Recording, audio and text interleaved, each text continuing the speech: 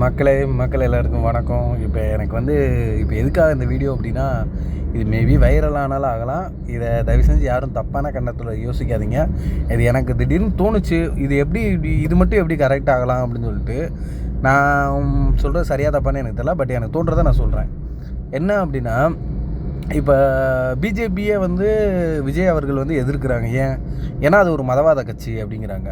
ஏன்னா மதவாத கட்சினா மீன்ஸ் என்ன? இந்து மக்களுக்கு நல்லது செய்கிறாங்க, மற்ற மக்களுக்கு நல்லது செய்யலை அப்படின்னு அர்த்தமா? கிடையாது. அது பேரில் ஒரு இது இருக்குது, ஏதோ ஒன்று இருக்குதுன்னு சொல்கிறாங்க.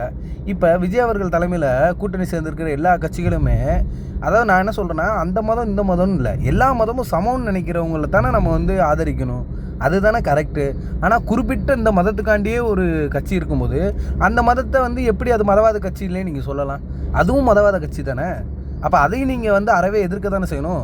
இப்போ எல்லாம் சேர்ந்த எல்லாம் எம்மதமும் சம்மதம் அப்படிங்கிற மாதிரி தானே உங்கள் கொள்கை. அப்போ இது எப்படி சரியாகும்?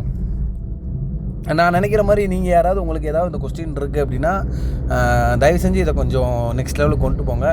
பிகாஸ் இதை ஏன்னா அந்த ஒரு இதில் உள்ளவங்க மட்டும் நம்ம இழிச்சு வாங்கி மாறும், மற்றவங்க எல்லாமே என்னமோ புண்ணியவான்கள் மாதிரியுமே பேசுகிறாங்க எல்லாருமே.